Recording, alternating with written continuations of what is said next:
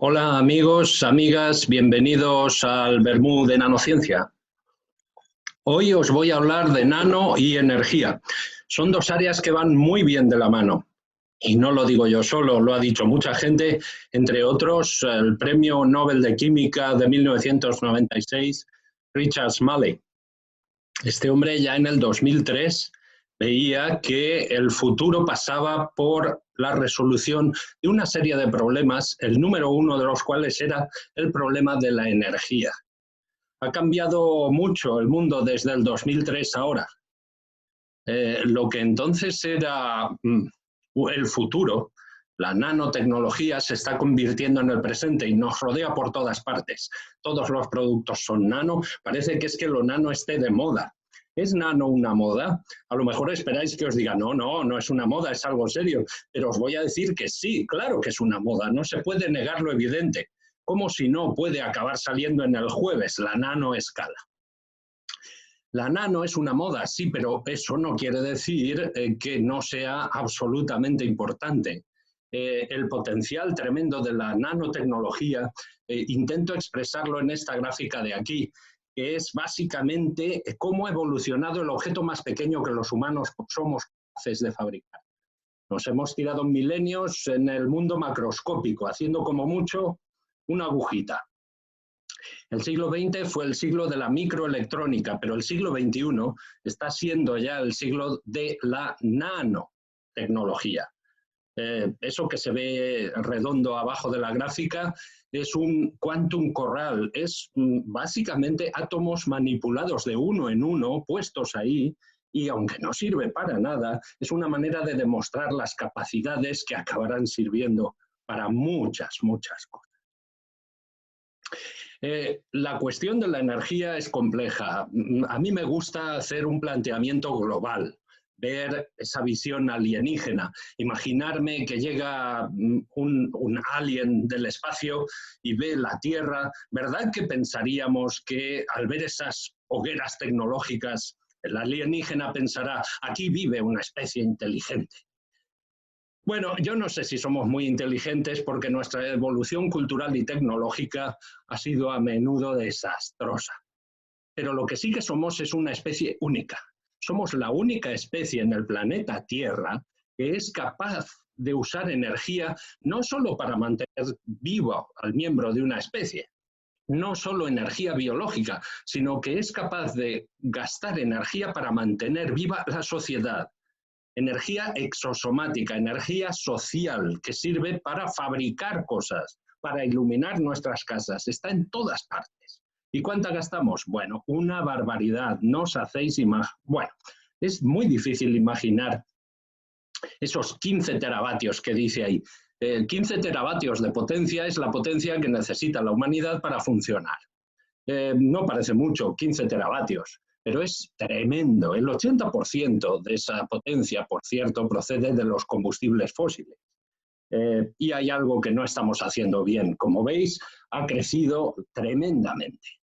Esto empezó quizá con la primera revolución industrial, el polinomio siglo XIX, Reino Unido, carbón, máquina de vapor, tren. Luego siguió a ese polinomio otro más complejo todavía del siglo XX, Estados Unidos, petróleo, motor de combustión interna y coche. Y ese pegó un salto en la energía que gastamos tremendo. Ahora estamos en el siglo XXI y bueno, habrá que ver qué se hace de eso. Tendrían que ser renovables.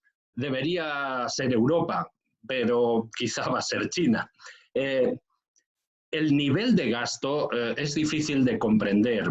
Por mucho que os diga que a nivel global se gastan 100 millones de barriles de petróleo al día, es difícil de entender. Por eso yo hago esa pequeña traducción, que quiere decir que esos 100 millones al día equivalen a 175.000 litros de petróleo por segundo.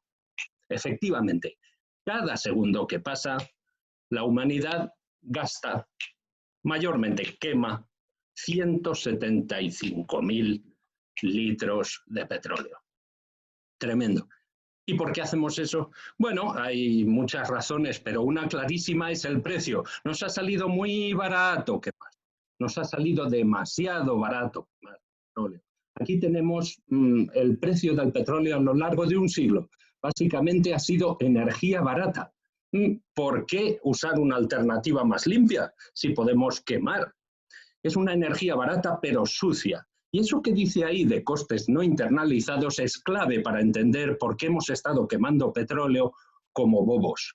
Porque los problemas a los que da lugar la contaminación, las guerras de energía como Irak, las mareas negras, no se tienen en cuenta, no repercuten en el precio de la gasolina. Eso es lo que quiere decir costes no internalizados. Así ya se puede ser barato. Ese ha sido nuestro problema y efectivamente se han dado casos como el desastre en el Golfo de México de la petrolera BP, que contaminó prácticamente todo el Golfo de México. ¿Por qué? Porque el petróleo barato, el fácil de extraer, ya se ha extraído. Básicamente, ahora las petroleras buscan petróleo o gas de esquisto y petróleo en aguas profundas. Pero eso lo que nos anuncia es el final de una era. Y aquí viene un tema clave. ¿A quién le echamos la culpa de todo esto? Pues lo fácil es el maniqueísmo y echarle la culpa a las petroleras. Las petroleras son culpables de todo, nos han hecho adictos al petróleo. Bueno, hay a veces el humor gráfico más que humor es filosofía gráfica, como la que hace mi filósofo gráfico favorito, el Roto, en El País. Fijaros en esta imagen. Lo dice todo. No podemos deshacernos de nuestra corresponsabilidad. Aquellas decisiones que tomamos, de cómo vivimos, de cómo nos movemos, de qué compramos o qué consumimos, marcan una diferencia. Os voy a contar un poco esta historia porque para mí es una manera más clara de mostrar hasta qué punto nuestra forma de vida no es sostenible. Vamos a pensar, hoy la palanca, qué maravilla, la usaré luego de metáfora. Vamos a pensar, digo, en que pudiéramos cubrir las necesidades de energía pedaleando. Efectivamente es posible, si uno pedalea por inducción eléctrica puede generar energía. Se podría encender una bombilla de aquellas del siglo XX de 100 vatios, porque la potencia que produce un humano viene a ser 100 vatios. Una bombilla de 100 vatios, que era una estufa que daba luz, porque el 90% de su electricidad se gastaba en calor, solo el 10% en luz. Vamos a ver, ¿qué más que hay en casa podríamos alimentar pedaleando? Bueno, la tele, esta la llamo la familia que pedalea unida, permanece unida, delante del televisor. De nuevo, un televisor antiguo, de aquellos de tubo de rayos catódicos del siglo XX. ¿Qué más? El microondas es 1 kilovatio ya, y aquí ya empieza a ser la cosa dura. El aire acondicionado básicamente serviría para que un aire acondicionado funcionara mientras quizá toda la finca pedalea. Sería el aire acondicionado del presidente de la comunidad, supongo. Ya vemos que esto no es muy sostenible. Hay algo que todavía es peor. Cuando hablamos de movilidad, un coche pequeñito, fijaros, un coche de 100 caballos vale a 73 kilovatios. Eso quiere decir 736 señoritas pedaleando. Es totalmente insostenible. Obviamente, si además de un coche pequeño llevamos a los niños al colegio en un 4x4 subiendo dunas, la potencia es 3 veces más, así que serían 3 pantallas, como las de antes. Y no os digo nada de la aeronavegación. Los aviones están fuera de todos los cálculos de producción de CO2 porque sería insostenible hacérselo. No habría vuelos low cost si fuera así. Vamos a hacer una breve aritmética. Hemos dicho que nuestras necesidades de potencia son de 15 teravatios. Bien, a 100 vatios por humano, eso sale, bueno, necesitamos 150.000 millones de humanos pedaleando para satisfacer nuestras necesidades energéticas. La cuestión es que en el planeta somos solo 7.300 millones de humanos. Luego dicen que eso es mucho. No somos suficientes para pedaleando producir nuestra energía. Necesitaríamos, dividiendo, 20 tierras. Obviamente eso no es sostenible. ¿Y os acordáis que introducía la palanca como metáfora? La palanca como metáfora viene a expresar mi convicción de que el conocimiento es la palanca que nos permitirá mover esta situación aparentemente irresoluble. Pero no solo el conocimiento científico y tecnológico, que también, sino todo el conocimiento. Necesitamos sociología, necesitamos política con mayúsculas, necesitamos filosofía. ¿Os imagináis que os pagan por pensar? Eso es un filósofo. En cierta forma yo me considero un filósofo también. Necesitamos incluso la disciplina que a mí siempre me ha gustado menos, el derecho. Lo necesitaremos porque necesitamos regular, ordenar nuestra convivencia entre nosotros y con el planeta. Efectivamente, esto es una muy breve descripción del mundo de la energía. Hablábamos del precio del petróleo y lo cierto es que últimamente el precio del petróleo ha hecho algo muy curioso. Ha pegado un descenso brusquísimo. ¿Sabéis por qué? Bueno, en principio se podría pensar que ha sido el coronavirus.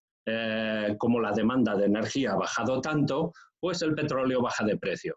No está tan claro. El precio del petróleo no obedece las leyes del mercado, de la demanda y la oferta.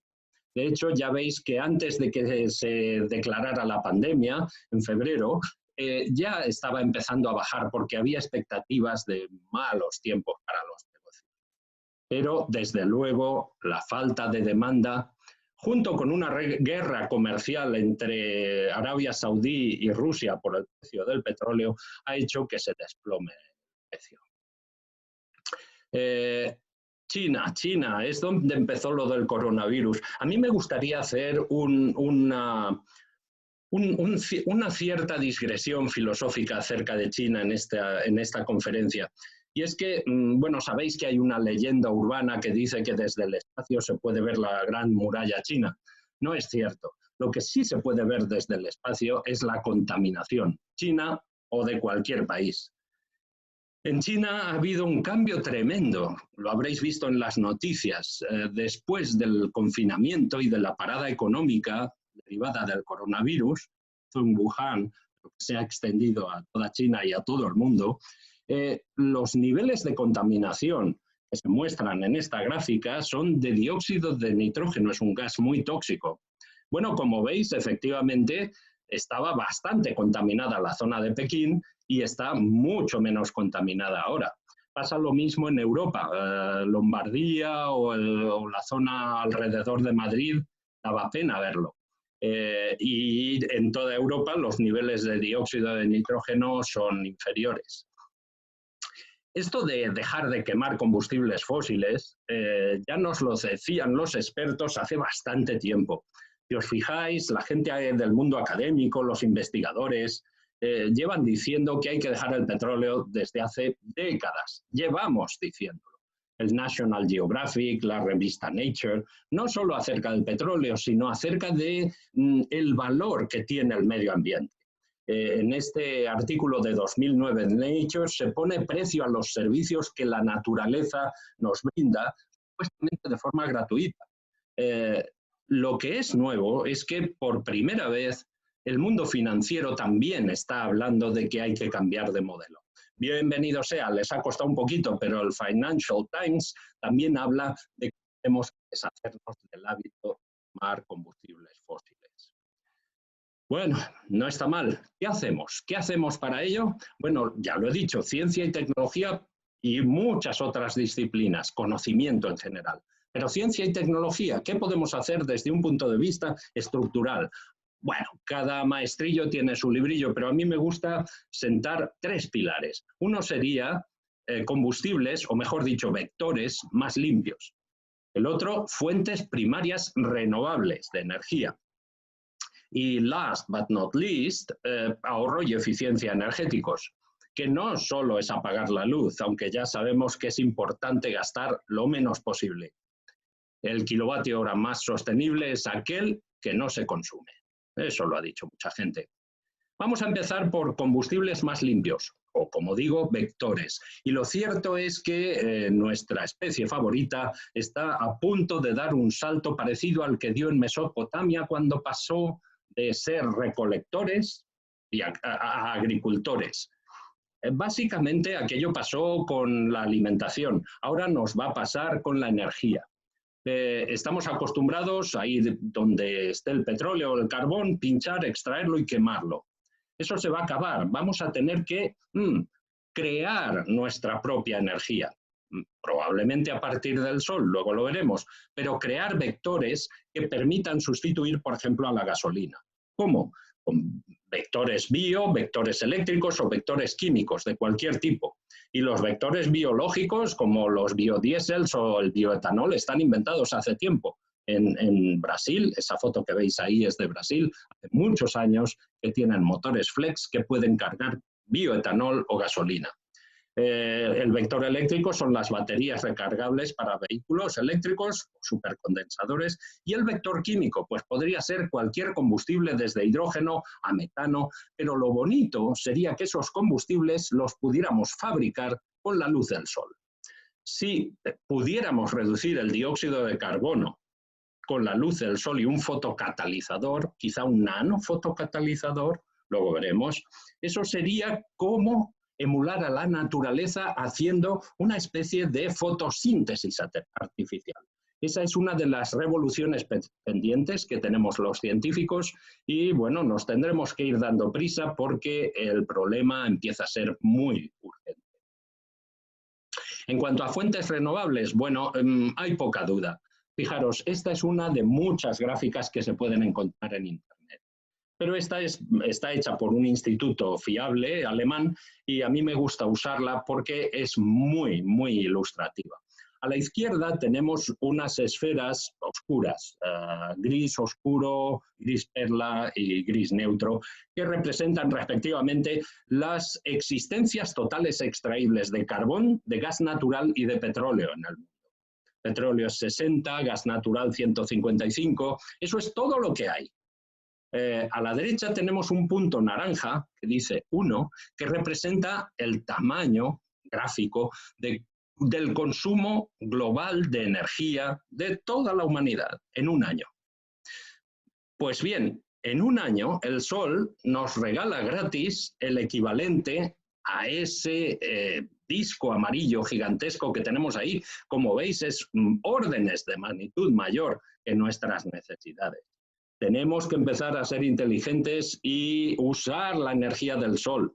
Y en realidad lo estamos haciendo ya porque el futuro ya está aquí. Estos son imágenes de Castilla-La Mancha. Bueno, yo nací en Almansa, en Castilla-La Mancha, aunque trabajo ya muchos años en Barcelona.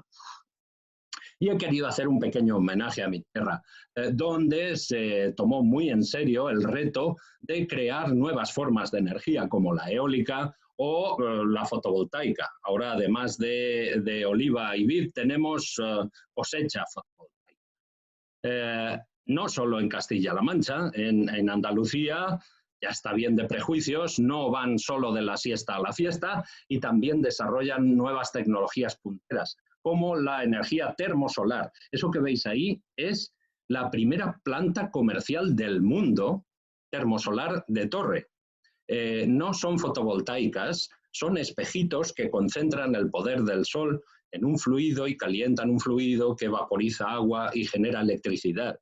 Fue la primera del mundo, de manera que podríamos decir somos pioneros en España, no solo en trasplantes, no somos solo número 1 en trasplantes, sino en un cierto tipo de energía renovable como es la termosolar. Y no es broma, lo somos, lo fuimos y espero que sigamos siéndolo. La energía eólica también es muy importante, aquí vemos cómo ha crecido y lo más importante es que, en definitiva, la energía renovable va haciéndose un sitio, al menos en la producción de electricidad. Aquí vemos el porcentaje de energía renovable que se ha generado de forma, el porcentaje de la electricidad que consumimos que se ha generado de forma renovable en lo que llevamos de siglo XXI. Y como veis, la cosa empezó alrededor de un 20% y ha subido al doble, al 40%. Ojo que los críticos, siempre hay críticos de las renovables que buscan las cosquillas, te dicen, ojo, pero la solar no funciona de noche y la eólica no funciona sin viento. ¿Sabéis lo que yo respondo a eso? A estas alturas ya de la ecuación, a estas alturas yo respondo sí, pero tienen ventajas. La solar funciona sin viento y la eólica funciona de noche. porque esas críticas hay que tomárselas ya medio de cachondeo. El crítico te insistirá y podría decir, bueno, ¿y entonces una noche que no haga viento? Pues para eso se ha inventado el almacenamiento de energía, no de esta manera tan peligrosa que hacen estos granjeros, pero almacenamiento de energía es en lo que trabajamos en mi grupo de investigación, precisamente. Y ya en serio, habría que pensar que el almacenamiento de energía va a ser mucho más de lo que estamos acostumbrados. En el siglo XX, almacenamiento de energía ha querido decir baterías de litio para electrónica de consumo. Lo que vamos a ver es evolución hacia abajo, es decir, miniaturización, flexibles, dispositivos cada vez más pequeños, pero también hacia arriba, es decir, baterías cada vez más rápidas y más grandes que permitan efectivamente que el coche eléctrico llegue más lejos. Y ya va siendo urgente porque a que no adivináis qué sector va bastante mal reduciendo las emisiones de gases de efecto invernadero. Pues sí, el transporte, lo dice esta gráfica. Esta gráfica está sacada de Ballena Blanca, que es realmente una estupenda revista en papel sobre medio ambiente y economía. La recomiendo mucho. Eso sí, hay que hacerse suscriptor porque no se vende en kioscos, pero es maravillosa. Aquí vemos cómo todos los sectores, mal que bien, van intentando y van consiguiendo disminuir las emisiones de gases de efecto invernadero, cuyo objetivo es que lleguemos básicamente a cero para 2050. El transporte no. El transporte no, sufrió un bajón con la crisis de 2008, pero está ahí. ¿Por qué? Pues porque no hay coches eléctricos. Bueno, y si os digo que además tendremos que almacenar energía para cubrir esa intermitencia de las renovables, bueno, entonces, bueno, lo que empiezan a hacer las empresas de producción de energía es almacenar por su cuenta. Aquí tenemos un ejemplo, una batería de baterías para almacenar esa energía eólica. Yo creo que eso está bien, pero que hay una cuestión que no se ha tratado lo suficiente. La cuestión de la energía centralizada o distribuida. Y es que resulta que estamos acostumbrados a un sistema centralizado en el que genera electricidad te la vende y además ahora querría almacenarla. Pero también hay una alternativa y estoy convencido de que nuestro sistema va a evolucionar hacia un, estado mixto, híbrido, entre centralizada y distribuida. Distribuida quiere decir que cada uno en nuestra casa generamos al menos parte de la electricidad que necesitamos y no pedaleando precisamente, con paneles fotovoltaicos, claro que sí. Y podemos almacenar esa electricidad cuando sobre en forma de baterías que están dentro de nuestro coche o fuera. Este sistema de smart grids es complejo. No os voy a engañar, necesita de inteligencia artificial, de tecnologías de la información y la comunicación, pero ahora estamos en condiciones de desarrollarlo, por fin. ¿Y la tecnología? ¿Qué va a tener que decir en todo esto? ¡Buf! Infinidad de cosas. Fijaros, aquí tenemos 3 esquinas del triángulo de la energía. La esquina de la generación, del consumo y del almacenamiento. En cada una de esas esquinas tenemos pequeños triángulos de tecnologías, solar, LEDs, biocombustibles, hidrógeno, baterías, y en cada una de esas triángulos más pequeñitos, formando una estructura fractal de tecnologías más y más concretas. Bueno, el ejemplo, la constelación de ejemplos que he puesto aquí es bastante arbitraria, obviamente, porque son los que a mí se me ocurrieron. Hay muchos más, obviamente, y tampoco da tiempo para tratarlos todos, pero sí que me gustaría tratar al menos, no sé, 3 o 4 de ellos. Empezando, cómo no, por el rey de la fotovoltaica. La energía solar fotovoltaica y el rey, el silicio. El silicio es un material muy abundante, pero caro. Ha sido caro hasta ahora porque el silicio que hace falta para un panel solar es de 5 9 de pureza o 6. Tiene una eficiencia limitada de un 15%, pero eso da igual porque el 15% de gratis es gratis y el sol es gratis. Sin embargo, hay mucha gente trabajando en nuevos materiales para hacer paneles más baratos incluso y flexibles. Esto es una gráfica de los americanos del NREL, en donde se ve el tipo de variadas tecnologías fotovoltaicas. Os voy a comentar 2 o 3 ejemplos de cómo la nano afecta al desarrollo de paneles fotovoltaicos. Aquí tenemos una celda solar tipo Gratzel, que están desarrolladas desde 1991 y usan nanopartículas de dióxido de titanio. Es una tecnología que funciona bien, pero lamentablemente no dura mucho tiempo. Problemas de estabilidad. Otra aproximación es, pues básicamente, la nanoestructuración de celdas. En este ejemplo, los autores llamaban la atención sobre el hecho de que si uno ortogonaliza la absorción y la separación de carga, es decir, si se hace perpendicular la dirección en la que se absorbe la carga y en la que se separa, mejora la eficiencia. Y mi gráfica favorita es esta de aquí, en la que Nate Lewis, un colega de Estados Unidos, nos anticipaba en 2007 que la nano va a hacer posible que las celdas solares pasen en este cuadro de coste-eficiencia de la zona 1 a la 2 y a la 3. Os explico brevemente. La zona 1, como veis, es de coste elevado y de baja eficiencia, es de donde partíamos. Y la zona 2 es básicamente las mismas tecnologías, pero con coste reducido, menor coste y básicamente la misma eficiencia. Ahí es donde estamos ahora, en realidad ya estamos en la zona 2. Y la zona 3 es la zona en la que la nano hará posible nuevos dispositivos que rompan el límite de eficiencia conocido hasta ahora. Este Shockley-Kaiser Limit de unos alrededor del 30% pasará a ser del doble gracias a la nanotecnología. ¿Qué más tenemos nano? Bueno, aquí tenemos un bonito ejemplo de catalizadores.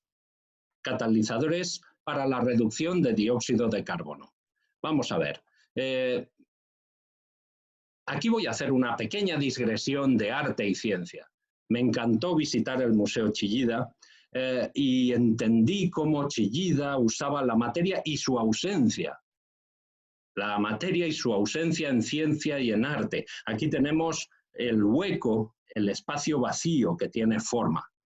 Bueno, de la misma manera se pueden diseñar catalizadores cuya nanodimensión es ausencia, es decir, materiales nanoporosos. Este es un bonito ejemplo de cómo se puede hacer ingeniería de materiales para conseguir una buena catálisis. Los autores partieron de una aleación de plata y aluminio. Disolvieron el aluminio con ácido y le quedaron nanoporos, plata nanoporosa, además con esa estructura en escalones, y esos escalones son catalíticamente muy activos para permitir la reducción de dióxido de carbono a monóxido de carbono. Me parece un ejemplo muy bonito de cómo hacer ingeniería de materiales. Sin embargo, la reducción de CO2 a monóxido de carbono no es especialmente útil. Sería mejor reducirlo a algo que podamos usar como combustible. Metano sería ideal. Aquí tenemos un ejemplo, también un poco antiguo, la verdad, de cómo emplear un híbrido entre nanohilos y bacterias para reducir precisamente el CO2 a productos químicos útiles.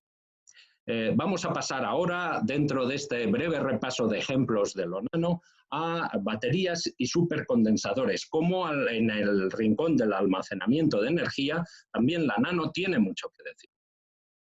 Y es que si comparamos energía específica con potencia específica de distintos dispositivos de almacenamiento de energía, vemos que los hay de todo tipo. Las baterías tienen más bien una buena densidad de energía, pero muy baja potencia, mientras que los supercondensadores tienen alta potencia, pero baja densidad. En nuestro grupo trabajamos intentando mejorar la densidad de potencia de las baterías y la densidad de energía de los supercondensadores. Y lo hacemos gracias al desarrollo de materiales híbridos que combinen lo mejor de cada casa, lo mejor de baterías y supercondensadores. Aquí os pongo un ejemplo. El grafeno, un nanomaterial, un nanocarbón, hibridizado con polioxometalatos, que son estos clústeres azules que veis sobre su superficie. Los polioxometalatos son capaces de absorber electrones, tienen una química redox muy activa y por tanto el material híbrido combina la sinergia de un material como el grafeno que conduce electrones y es capacitivo con la capacidad de almacenamiento como el de las baterías de los polioxometalatos. Aquí vemos como en la gráfica de energía-potencia avanzamos lentamente a lo largo de la diagonal. Lentamente porque es una gráfica doble logarítmica, pero estamos en ello, estamos mejorando.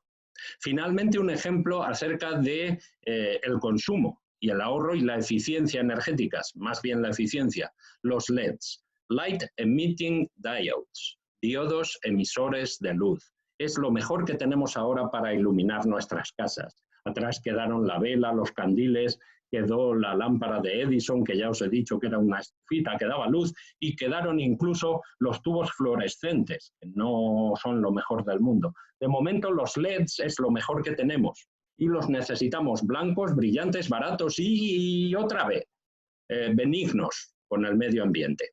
Primero os voy a decir que efectivamente no tiene comparación. A igualdad de potencia, digamos 1 vatio de potencia, produce mucha más luz en el LED, como veis ahí, 300 lumens, que en las otras tecnologías. Pero resulta que los LEDs, tal como los conocemos hoy en día, nos pueden dar luces de colores. La primera fue el LED rojo, naranja, amarillo y más recientemente el azul. Y el tipo de materiales que se usan son semiconductores compuestos. El silicio es un semiconductor elemental y estos, el arseniuro de galio, el fosfuro de galio, son semiconductores compuestos por elementos de la familia 3 y 5 o de las familias 2 y 6. Bien, el caso es que necesitamos un LED blanco y de momento no hemos conseguido un LED blanco. Hay gente trabajando en todo tipo de combinaciones de elementos. Lo que pasa es que aquí me gustaría hacer ya para entrar en la recta final de mi conferencia una reflexión acerca de bueno, ¿cómo tenemos que empezar los científicos a diseñar materiales para nuestras tecnologías futuras de una manera segura? Safe by design. En inglés sería algo así como, pues eso, seguro por diseño. Os pongo el ejemplo de este compuesto. Un semiconductor muy popular entre mis colegas. Yo no digo que no trabajen en telururo de cadmio, pero lo que digo es que si trabajan en telururo de cadmio tendría que ser por razones fundamentales para comprender la química y la física de ese material y poderla extrapolar a otros. Porque si se trata de inundar nuestros mercados de telururo de cadmio, ya te digo que no es buena idea. ¿Por qué? Pues que resulta que el cadmio es tóxico y el teluro escaso. He dicho tóxico y escaso, voy a cambiar eso. Muy tóxico y muy escaso. Y eso me trae a colación un tema que empieza a adquirir importancia en el desarrollo de nuevos materiales y dispositivos, y es lo que se conoce en inglés como Energy Critical Elements. No podemos usar elementos como el platino, que es escasísimo y caro, para desarrollar tecnologías que se supone que se van a desarrollar ampliamente en todo el mundo, como las pilas de combustible a baja temperatura. Tenemos que empezar a ser cautos. El teluro está ahí arriba y los semiconductores y la fotovoltaica podrían necesitarlo, pero es muy escaso. El platino más todavía. El litio de nuestras baterías no lo es tanto. Todavía queda litio, pero hay colegas trabajando en baterías de sodio, por ejemplo, que aunque no sean tan buenas como las de litio, sean más baratas y usen un elemento que sea barato y abundante como el sodio. En este sentido, yo digo que nuestros materiales del futuro tienen que cumplir con este ALIEN. ALIEN es un acrónimo en inglés de las siguientes características. Abundante, de bajo coste, con unas prestaciones mejoradas, por supuesto que sea benigno con el medio ambiente, y si además tiene nuevas propiedades y hace nuevos trucos, tienes tu material del futuro. De manera que con esto venimos a acabar la conferencia con la reflexión de que necesitamos toda nuestra sociedad y la sociedad científica también planificar adecuadamente, planificar anticipadamente, no como el que hizo este sarcástico letrero, porque si no nos veremos en una situación parecida a la de este personaje del cómic de Laplace. No ha planificado bien su escapada de la isla. La humanidad se ha metido en una isla muy mala. El uso de combustibles fósiles nos ha llevado a una situación que hay que cambiar, y para salir de esa isla necesitamos toda la madera, todo el conocimiento que podamos usar. Mi conclusión es que esa reevolución tecnológica está ya en marcha, que la nanotecnología, la nanociencia, los nanomateriales van a ayudar con todas estas revoluciones científicas, incluidos materiales para fotovoltaica, baterías que se cargan más rápido, supercondensadores, LEDs blancos.